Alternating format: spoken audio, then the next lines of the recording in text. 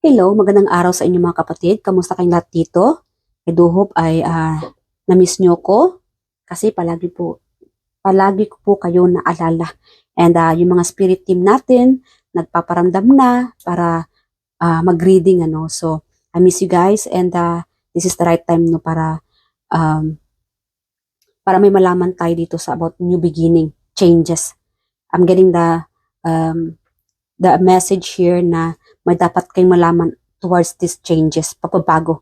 Alamin natin kung tungkol saan itong pagbabago, tungkol saan itong pagbabago.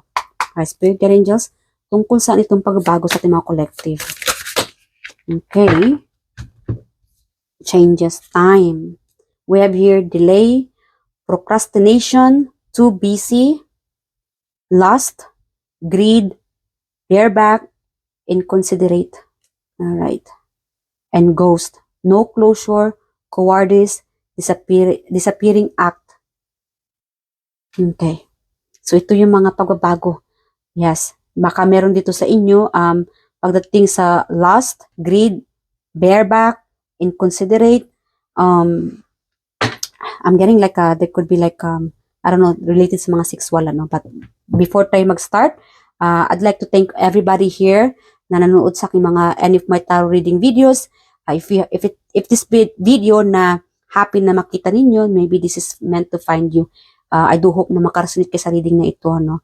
So, alamin natin kung tungkol sa itong ghost. Spirit Guardian Angels, ano itong ghost? No closure, cowardice, disappearing act, pagbabago. Okay. Right, Knight of Swords. Maybe this person's coming back. Itong taong ng ghost sa inyo, bigla kang iniwan sa ere, whoever this person is or was, kasi pag past na itong taong ito, I think this person's coming back. Okay, so be careful. I'm getting like be careful because there will be changes. Magugulat ka, maybe this person want a closure from you. I think this person na babalik sa buhay mo, seeking closure. When this person is ready to face you. Okay? Maybe noon naging coward siya, hindi siya naging totoo, takot siya. And that's the reason could be na kaya ka ginos, iniwan ka sa ere ng taong to. But this person is returning, pagbabalik. Isa ito sa changes sa buhay mo. May magbabalik sa buhay mo. It will change the story about this person, you and this person, the ghosting. Okay, no closure. Okay. And yes, the sun. Okay, there will be a good comeback from this person. Maybe this person, alam mo mga kapatid, itong returning ng taong ito, I think it's the universe way para magkaayos kayo. I think nakikialam na si universe para sa inyong dalawa, sa taong ito. Okay? Like again, when this person is ready to face you or strong enough para harapin ka, like again, si universe, tingnan mo umiihip siya ng hangin in a positive way no para sa taong ito na to get closer to you. Sabihin natin na ginamit ni universe ang kanyang power through wind, no? Sabihin natin na humihipo siya ng hangin towards this person para mapunta o mabalik sa iyo. Mapalapit sa iyo. Like again, nakikialam na si universe para balikan ka ng taong ito. Alright. Alamin natin kung yung pagbabalik ng taong ito sincere ba sa inyo. Alright. Kasi may pagbabago eh. Biglang babago ang buhay mo, ang iyong sitwasyon sa taong ito about this person left you behind. Alright, Spirit Guardian Angels, itong nang-go sa ating mga kapatid na collective dito, ano ang kanyang magiging intensyon sa kanyang pagbabalik? Intensyon sa kanyang pagbabalik. Okay. Like again, discontentment, apathy, disinterest, stagnation, impulsiveness, negative pattern, detachment. It's time for a sacred pause, stillness, grand perspective. Yes. Like again, ang tawag to stuck. Like again, this person doesn't know how to face you. But then again, once this person, pagka nakatanggap siya ng strength, lakas ng loob, or by the universe power, pagka gagamitin ng universe ang kanyang power, na makikialam na sa inyong sitwasyon. The universe is urging, no, na lapitan ka ng taong ito, na it's time to act, make it right, make it real. Whatever situation, friendship, relationship, family, workmate, I don't know. But again, this person is going to face you, yes, folding on your beliefs, giving up, admitting defeat. Like again, this person's coming back. Tatanggapin niya ang kanyang pagkakamali. It's up to you guys. Yeah, nagkaroon kayo siguro ng conflict. Malakas dito yung conflict, hidwaan, hindi pagkakaintindihan. But then when this person is ready, like again, si universe kasi, makikialam na si universe sa inyong sitwasyon. And that's why there will be changes. Isa ito sa magiging changes sa buhay mo. Ang pagbabalik ng taong iniwan ka sa ere. Ng ghost. Alright? So, it will be up to this person on how to approach you. Okay. Spirit Energies, ano magiging reaction ng ating mga collective tungkol sa taong ito, sa taong ng ghost at mga collective? Ano magiging reaction naman ng ating mga collective sa pagbabalik ng taong itong ng ghost? Okay. Good news, yung iba dito sa inyo, this will be good news. Wow. Okay, partnership, relationship, like again, soulmate. This will be a good news, yung iba dito. Kaya nga, may return, pagbabalik. Kaya nga si universe makikialam dahil soulmate mo itong taong ito. Yes. You are dealing with a person, soulmate na magbabalik. Magpaparamdam. Okay? So, expect this soulmate coming back, returning. Like again, si universe na ang makikialam sa inyong sitwasyon. Alright? What about this last? Okay. Spirit Angels, tell me more about this last, greed. Ito magbabago sa ating mga collective. What are these changes about lust, greed, bareback? Okay. 5 of Cups, 7 of Cups, greed. Guys, you need to change, there will be changes sa inyo. Okay, about this greed, obsession. Tanggalin ang mga dapat tanggalin, ang mga hindi kailangan.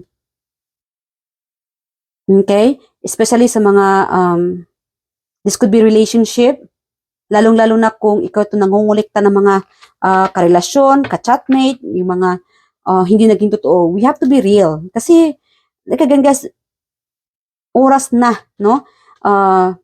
Karma, kung ayaw mong makarma sa mga actions ninyo, guys, yung karma kasi, babalik yan sa inyo, sa atin, every decision we make. Alright? So, wag tayong gagawa ng hindi maganda sa kapwa natin o sa sarili natin kasi babalik at babalik yan. So, do good deeds. Alright? At iwasan natin, lalo-lalo you might be wasting people's time, no? Or something about greed, Yes?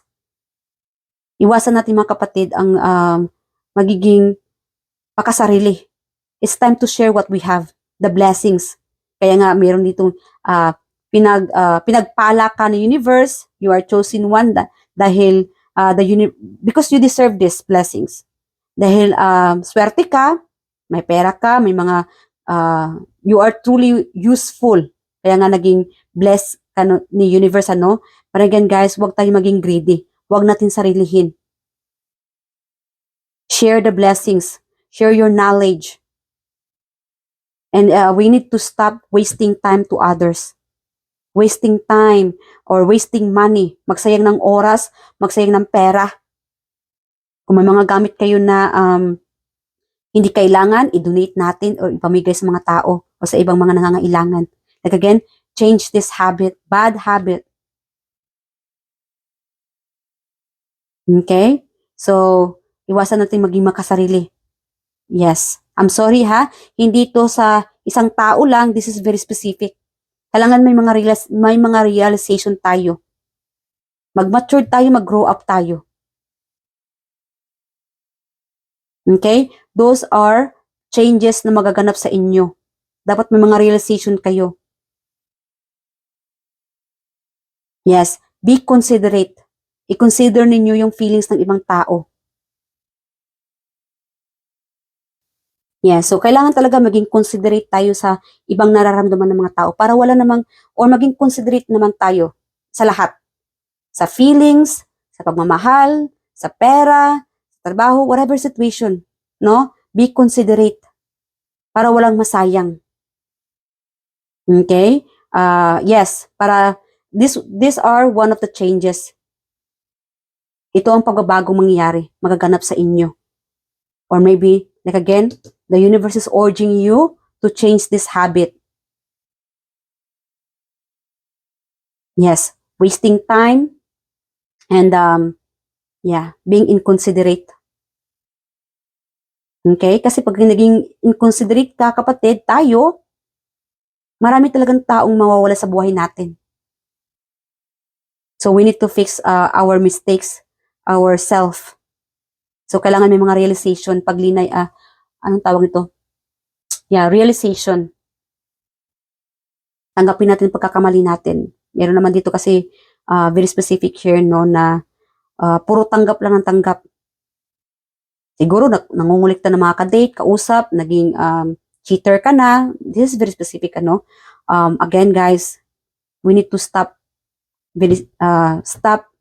wasting other people's time. Okay? Be truthful. Dapat mag-stick to one ka lang. Whoever this person is na maraming mga, anong tawag ito? Maraming pinagpipilian. You need to be truthful, be real. Kasi kung ikaw itong napaka, sweetness, no? Napaka-sweet ng inyong mga pananalita sa iba. Nang scam ka na. Para kasi naging scammer ng dating eh. This is very specific. Kasi nga na-attach ang mga taong ito. Kung ayaw mo mawala ang mga taong nagmamahal sa iyo, you have to be real. Be considerate. Alright? So, yes. And like again, may mga changes dito mangyayari. Yung iba naman, nangyayari na. Kaya siguro feeling alone ka. Yes, feeling alone ka dahil nagtataka. Huwag kang magtaka kung bakit iniwan ka ng mga taong ito. O siguro may mga nalugi dito. Like again guys, karma. Okay. So, kung anong binigay ni universe ng mga blessings, sharing is caring. Mga opportunity, kung anong meron ka, iwasan natin maging greedy. Makasarili. We have to consider the others. Yung mga tao sa paligid natin, karelasyon, yeah. Or this could be related sa relationship. Third party, isa lang ang dapat. Nagiging greedy ka na. Dalawa sila sa buhay mo, dalawa ang mahal mo ngayon, nahirapan ka siguro kung alin sa kanila, but you need to make a decision or else you'll be facing the universe karma. Matakot po tayo sa Panginoon. Paalala lang sa mga hindi nakarealize dyan, please avoid third party o pagiging greedy, makasarili. I-consider natin ang sitwasyon ng ibang tao. Feelings. Alright? So, iba dito, like again guys, changes, pagbabago. Alamin natin naman tong time. What is this time? Changes sa time. Spirit guide angels. Tell me more about the time. Changes. What is this all about? Okay, Queen of Wands. Yes. Queen of Wands is about like, this could be your physical. It's time to make changes, a move. Kailangan mo siguro ng exercise, yung iba dito. You need to make effort. Galaw-galaw din, exercise din, running, mag-gym, bumalik ka sa gym. Yes, kasi again, your time is running. This could be about your health, your age. Maybe you're aging already, tumatanda ka na. And para po maging stable ang inyong health, no? Yes, maging malakas ka, always active. Time is running. You need to keep yourself active. Mag-zumba ka kung kailangan. Mag-diet ka kung kailangan mo mag-diet. As a reminder, guys, your time is ticking. Whoever you are. So, enjoy life. Enjoy yourself. Indulge yourself. Those are the changes here. As a reminder, iwasan natin na sayangin ang panahon. Na mag-aksaya. Huwag magbisi-bisihan. Sabihin natin, busy po ako ma'am. Wala akong oras mag-zumba. Wala akong oras sa relationship, love life, or maging active, mag-gym. Kasi meron dito na you might be facing like a unhealthy lifestyle. Dahil hindi ka naglalagay ng oras sa sarili mo. Yes. So, it's time to change this pattern, mga kapatid. Okay? And meron naman dito sa inyo, like again, you deserve these changes of, I don't know, like, be in shape, no? Maging sexy, guwapo, makisig, maganda. You guys are truly attractive. So, mag-a-attract kayo ng maraming mangliligaw. Queen of Wands are very attractive. Energetically. Kahit na nagkakaedad ka na, you might be aging. Yes, time is running. Kung ikaw itong single, time is running. Paalala mga kapatid. Your time is ticking. Enjoy life while you are still young. Channeled message from the universe here. Change the pattern. Be active. Stop running away from your responsibility. Okay? So, wag magbisi-bisihan. Put effort, time, love yourself, indulge yourself. This is an opportunity for you na binigay ng universe, mga kapatid. Transformation. It's time to transform yourself into who you are. Malakas dito, Leo, fire sign, earth sign, water sign. Okay? And yeah, air sign, andito naman lahat eh. Yeah, Gemini. We have here the Gemini. Okay? So, yes, those are the changes na magaganap. Like again, guys, you are given an opportunity. May opportunity, transformation sa inyo, mag-i-evolve. Sa balat, buhok, it's time to transform yourself into youth. New you. New me. Affirm this transformation. Ma'am, universe, I affirm new me. New transformation. Okay? So, hanggang dito na mga kapatid, I do hope nag-enjoy ka sa reading na ito. And you know what? Before tayo mag-end sa reading na ito, let's ask the universe advice, final advice for you here. Sa inyong spirit animals, spirit angels, spirit animals, message for my collective. See again, guys, a lot of people, you are attracting transformation. You'll be feeling like attention. Lahat ng mga attention sa mga tao sa paligid mo, boss, coworker, kaklase, family, kapitbahay. Again, people are noticing your transformation. Ito nakikita ninyo, butterfly. And yung mga raccoons nakatingin sa inyo, ano? So, raccoon, inventor, decide on what you really want. You have the ingenuity to claim it. Avoid being the trickers and practice integrity. So again, guys, avoid being trickery. Practice integrity. Be truthful, be trustworthy, be real. Avoid the greed. Iwasan ninyo ang magiging greedy. Makisarili, inconsiderate. You have many rules and can juggle them well. Whatever opportunity, changes, kaya mo to. Kahit anong pagsubok, itong pagbabago sa buhay mo, you can do this. Alright? Stay active, stay positive. Alright? I love you guys. I'll see you guys in the next reading. I do hope nag-enjoy kayo sa reading na ito. Thank you, thank you. Bye!